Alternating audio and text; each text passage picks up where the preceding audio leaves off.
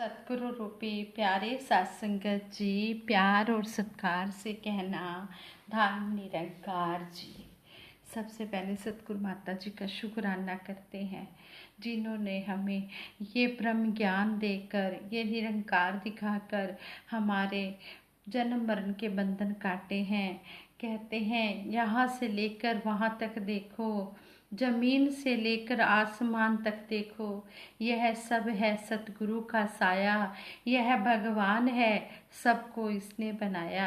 सतगुरु निरंकार में कोई भी फर्क नहीं है, ये एक ही हैं। सतगुरु साकार रूप में हमें ये परमपिता परमात्मा दिखाने के लिए इस संसार में ये मानव चोला लेकर आया है। और हम सब सतगुरु का जितना भी शुक्राना करें उतना ही कम है। कहते हैं कि बेरंगाए बेरूपाए बाणी जो फरमायाए, कहे अवतार मैं हूँ बहु ही रमे रामनु पाया है। संपूर्ण अवतार बाणी में भी शहंशाह बाबा अवतार सिंह जी महाराज कह रहे हैं कि यह बेरंगा है, इसका कोई रंग नहीं है, यह बेरूपा है, इसका कोई रूप नहीं है। मैंने ये ऐसा परम पिता परमात्मा पाया है जिसका न आर है न पार है, ये हर जगह व्यापक है, तभी इसको सर्वव्यापक कहा गया है। और कहते हैं कि कभी भी हम सत्संग सेवा सिमरन से दूर ना हो, कभी भी हम रूठे नहीं, इसको कोई भी फर्क पड़ने वाला नहीं है। फर्क हमें पड़ेगा अगर हम सेवा सिमरन सत्संग के मौके गंवा देंगे। ये तो गुणों से भरा हुआ है, ये तो सब कुछ है, ये परमपिता परमात्मा है। इसलिए कहा गया है कि जो तुझसे ना मिले उसे तो बदनसीब कहें, जो तुझसे मिलके बिछड़ जाए उसको क्या कहिए। कहने का भाव यही है कि ब्रह्म ज्ञान जब तक नहीं लिया तब तक तो यही कहा जाता है कि बदनसीब हैं, लेकिन ब्रह्म ज्ञान पाकर भी अगर कोई इस दर से दूर हो जाता है तो उसके लिए फिर कोई शब्द ही नहीं है। ऐसे ही कहा गया है कि जो बिछड़ गए, जो रूठ गए हैं वो मिल जाएं। इस तरह सबके लिए अरदास की है, कोई भी फूल टूटे नहीं, कोई भी फूल रूठे नहीं। कहते हैं 1 जनवरी 2010 को दिल्ली के समागम मैदान में सतगुरु बाबा हरदेव सिंह जी महाराज ने अपने प्रवचनों में हजारों भक्तों को नव वर्ष की शुभकामना देते हुए फरमाया, कहा कि अक्सर संकल्प की बात होती है कि नए साल के लिए क्या संकल्प है। किसी का कुछ संकल्प होता है, किसी का कुछ, किसी ने अपना कोई खास मकसद पूरा करना होता है, तो उस प्रकार से संकल्प संसार में रखे जाते हैं। कई लोग अपने हालातों से इतने ज़्यादा तंग होते हैं कि कोई संकल्प ना लेना ही उनका संकल्प होता है। ये संकल्प अपने अपने हिसाब से लोगों के होते हैं, लेकिन सतगुरु बाबा हरदेव सिंह जी महाराज ने कहा कि दास के मन में यह ख्याल आ रहा था कि नए साल का आगमन हुआ है तो कम से कम हमारे संत जो सत्संग से दूर हो गए हैं, बिछुड़ गए हैं, हमारा पावन संकल्प हो कि हम उनको फिर सत्संग से जोड़ें। यह उनका दुर्भाग्य है जिन्होंने प्रभु की अनुभूति नहीं की, परंतु यह और भी दुर्भाग्य की बात है कि इस ब्रह्म ज्ञान को प्राप्त करके इसकी अवहेलना की और पीछे हट गए। कहीं पर भी कोई मनमुटाव है, कहीं पर भी कोई किसी कारण से दूर हो गया है, उसे फिर से संगत में जोड़ें, यही हमारे यत्न हो। संत निरंकारी पत्रिका इंग्लिश के प्रथम संपादक पूजनीय महात्मा हरदेव सिंह जी अलमस्त थे। वे सदा आध्यात्मिक खुशी में मस्त रहते थे और अपने साहित्यिक नाम अलमस्त को प्रमाणित करते थे। वे हमेशा अपने साथी भक्तों का आह्वान करते थे कि सदा मिलकर रहें और मिशन में लगातार जुड़े रहें। उनके हृदय स्पर्शी रचना पुरज्यों मोटर देओ निरंकारी मिशन में बहुत प्रसिद्ध है, बहुत फेमस है। उस पुस्तक में प्रकाशित उनकी कविता में कहा गया है कि मोटर का हर एक पुर्जा तब तक ही महत्वपूर्ण और उपयोगी होता है जब तक वह मोटर से जुड़ा रहता है। जब कोई पुर्जा किसी कारण मोटर से अलग हो जाता है तो वह कूड़े करकट के रूप में कबाड़ी के पास चला जाता है। सन 1973 की मंसूरी कॉन्फ्रेंस में भी महात्मा श्री हरदेव सिंह जी अलमस्त ने गंभीर स्वर में कहा, हम मिशन को फैलाने में तो सारे साधन और पूरा जोर लगा देते हैं, परंतु जो महात्मा ज्ञान लेने के बाद मिशन से बिछुड़ गए हैं, छोड़ गए हैं, उन्हें दोबारा जोड़ने का कोई प्रयास नहीं करते। हमारे सभी मुखी और परिपक्व संत उन बिछड़े संतों से मिलकर पता करें कि वे किस कारण मिशन से पीछे हटे हैं। कई बार बहुत छोटे कारणों से ही लोग बिछुड़ जाते हैं। जब हम मिशन का प्रचार करते हैं या मिशन की उपलब्धियों की तारीफ करते हैं तो ऐसे बिछड़े हुए लोग अपनी पर्सनल जानकारी का जिक्र करके मिशन के प्रचार प्रसार में रुकावट बन सकते हैं। वैसे भी हमें सच्चे और विशाल हृदय से उनकी गलत फहमी दूर करके मिशन में वापस ले आना चाहिए। मिशन के प्रसार में विश्वास रखने वाले आप सभी महात्मा भी महात्मा अलमस्त जी के वचनों से निश्चय ही एग्री होंगे। इस मूल विषय पर एक बार महात्मा अलमस्त जी ने कहा कि कुछ लोग ब्रह्म ज्ञान प्राप्त करके मिशन से जुड़ जाते हैं, परंतु ज्ञान की वास्तविकता को छोड़कर मान सम्मान की चाह में उलझ जाते हैं, तो कुछ अपने स्वार्थवश वैसे ही दूसरों की कमियां निकालते रहते हैं और संगत में कभी कभी ही आते हैं। ये दोनों ही कारण ऐसे हैं जो रोक ना लगने पर व्यक्ति को मिशन से ही दूर कर देते हैं। क्वेश्चन यह है कि इनको मिशन से दोबारा कैसे जोड़ा जाए। इस क्वेश्चन पर महात्मा श्री अलमस्त जी पहले तो कुछ समय के लिए शांत रहे और फिर अपने स्कूल की एक घटना सुनाने लगे। कहने लगे, जो दासी ने ये ऊपर विचार किए हैं, ये इन विचारों में एक महात्मा ने महात्मा अलमस्त जी से पूछा कि कुछ लोग ब्रह्म ज्ञान प्राप्त करके मिशन से जुड़ जाते हैं और परंतु ज्ञान की असलियत को छोड़कर, वास्तविकता को छोड़कर अपनी मान सम्मान की चाह में उलझ जाते हैं, तो कुछ अपने स्वार्थ के लिए दूसरों के दोष निकालते हैं और संगत में कभी कभी ही आते हैं।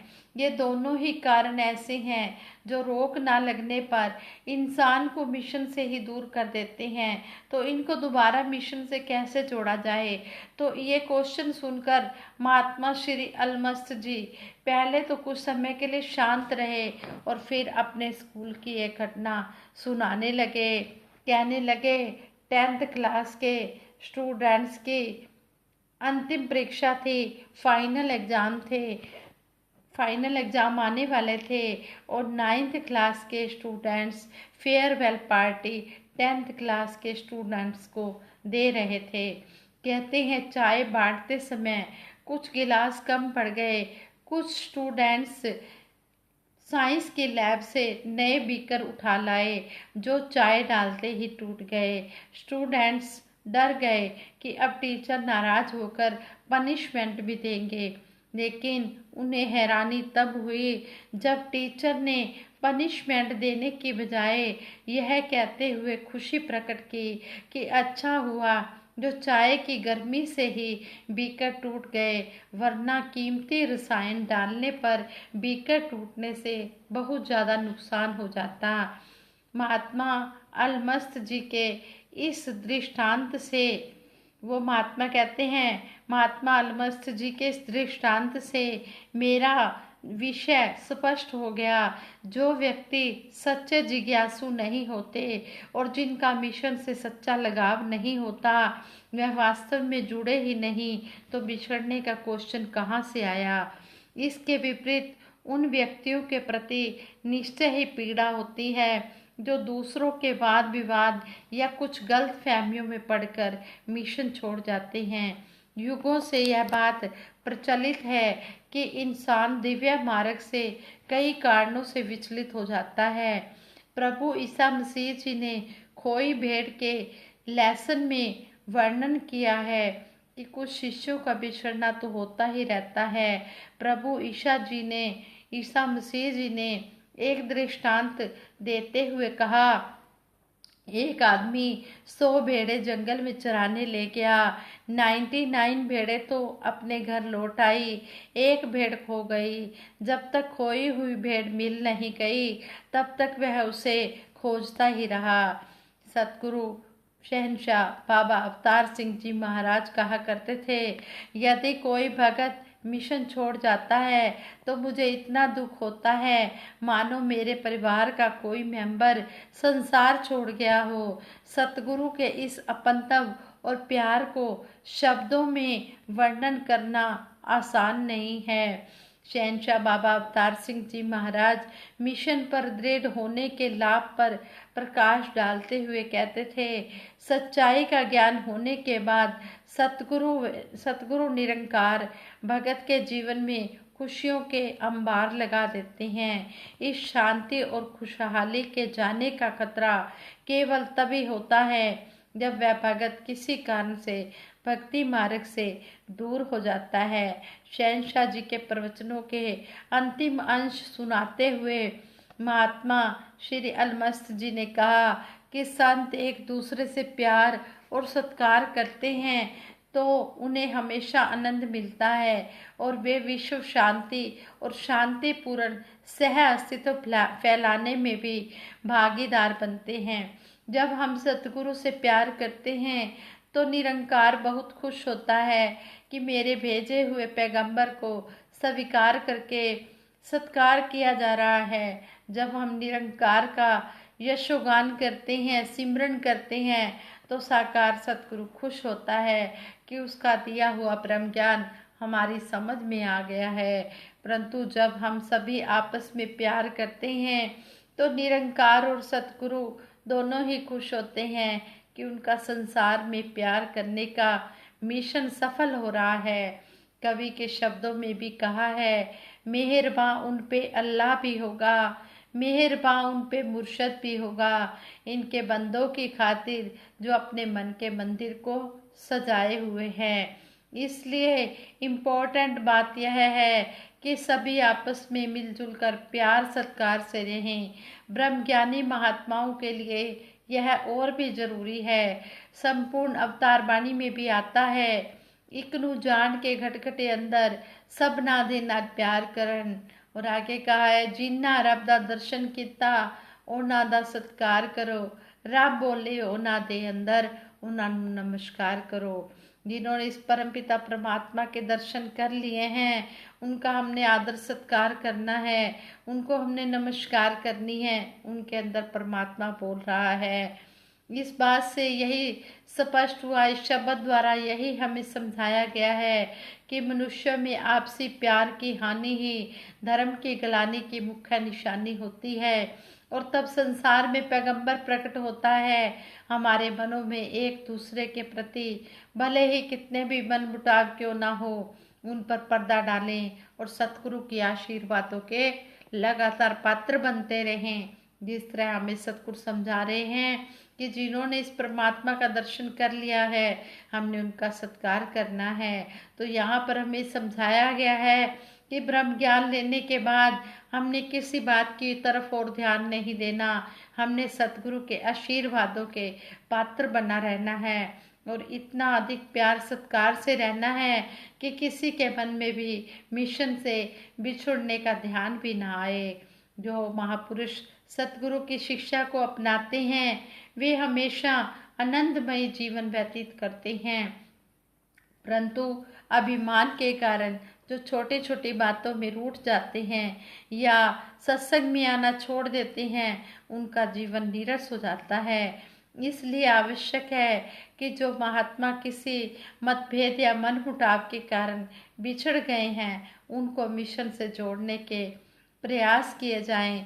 कोई भी मिशन को छोड़कर समाज में पीड़ादायक अमर्यादित काम ना करे, ताकि सतगुरु को यह ना कहना पड़े, आप हैं मेरे दोस्त, यह जानता है सारा जमाना, कोई करे खता शर्म पर मुझको आती है। सतगुरु सच्चे पातशाह ने हमें इन लाइनों द्वारा भी समझाया है कि हम कोई भी ऐसा काम ना करें जिससे हमारे मिशन का नाम नीचा हो, या जिससे हमारे मिशन पर उंगली उठे कि ये निरंकारी हैं, ये सतगुरु की शिक्षा पर क्या चल रहे हैं जो ऐसा काम कर रहे हैं। इसलिए हमने ऐसा काम करना है, ऐसे महापुरुष बनना है, ऐसे निरंकारी संत बनना है कि जिससे लोगों को हमारे मुख से सुनना ना पड़े, बल्कि वो अपने मुख से यही बोलें कि वाकई में ये सतगुरु की शिक्षा पर चल रहे हैं, ये वाकई में ही निरंकारी हैं। जो भी सतगुरु इन्हें समझा रहे हैं वो इनके कर्मों द्वारा प्रकट हो रहा है। आवश्यकता है हम स्वयं भी विचलित ना हो और अन्य भक्तों को भी सतगुरु की शिक्षाओं व सत्संग के साथ जोड़े रखने में सहभागी बने, और सतगुरु का आशीर्वाद प्राप्त करने का यही उत्तम उपाय है। अगर हम सतगुरु को खुश करना चाहते हैं तो हम हर एक के साथ प्यार से सत्कार से रहें, हर एक का आदर सत्कार करते चले जाएं। करते हैं भला सबका इंसान जो दुनिया में, घर घर पूजे जाते इंसान को दुनिया में, ये खलकत सारी तो खालिक ने बनाई है, जब जाना खालिक को तो समझ में आई है। बस मान गए हैं जो ईमान को दुनिया में, घर घर पूजे जाते इंसान को दुनिया में। इस शब्द द्वारा भी हमें, इस गीत द्वारा भी हमें समझाया गया है, ये गीत नहीं है ब्रह्म विचार है। इसमें हमें समझाया गया है कि हमने हर एक के साथ इतना आदर सत्कार हर एक का करते चले जाना है कि जो भी सतगुरु के प्यारे हैं हर एक के अंदर, सारे संसार के अंदर इस निरंकार का अंश है। हमारे एक का आदर सत्कार करें, हर एक की हम पूजा करें। कहते हैं कि जो सतगुरु निरंकार की बात को मानकर चलते हैं फिर घर घर में उसकी पूजा होती है। जो एक के आगे झुक जाता है फिर उसके आगे हजारों झुकने वाले हो जाते हैं। जैसे बुल्ले शाह जी के बारे में भी कहा जाता है कि बुल्ला शाह जी अपने गुरु के आगे नाचे, अपने गुरु के आगे झुके तो उनके आगे हजारों ही सजदे करने वाले, लाखों ही सजदे करने वाले हो गए। इस तरह जो सतगुरु के आगे झुक जाता है फिर उसके आगे दुनिया झुकने लग जाती है। इसलिए हम सतगुरु की बात को माने, सतगुरु को खुश करें और हमेशा सतगुरु की शिक्षाओं पर चलते हुए अपना लोक सुखी परलोक सुहेला करने का प्रयास करते रहें। और सभी के लिए दासी सतगुरु माता जी से यही आशीर्वाद मांगती है, सच्चे पातशाह सभी को तन मन धन के सुख देते हुए सेवा सिमरन सत्संग के साथ जोड़ के रखना। सच्चे पातशाह सबको दे खुशियाँ, सुखी हो जाए कुल दुनिया, रहमत कर दे दाता मेहरबान। सच्चे पातशाह सबको सारी खुशियाँ मिलें, कोई भी दुखी ना हो, सभी खुशी खुशी अपना जीवन व्यतीत करें। इन्हीं शब्दों से दासी इजाज़त लेगी। अगर दासी से विचार करते हुए कोई गलती हो गई हो तो दासी को क्षमा कर देना, आगे के लिए सद्बुद्धि देना। सबके भले की कामना के लिए दासी सिमरन करवाएगी, सभी ने मिलकर सिमरन में साथ देना है। तू ही निरंकार मैं तेरी शरण हाँ, मैनू बख्श लो। तू ही निरंकार मैं तेरी शरण हाँ, मैनू बख्श लो। तू ही निरंकार मैं तेरी शरण हाँ, मैनू बख्श लो। बोलिए सतगुरु माता सुदीक्षा सविंदर हरदेव जी महाराज की जय। निरंकारी राज माता गुरु बचन अवतार की जय। हाँ संगत जी प्यार से कहना धन निरंकार।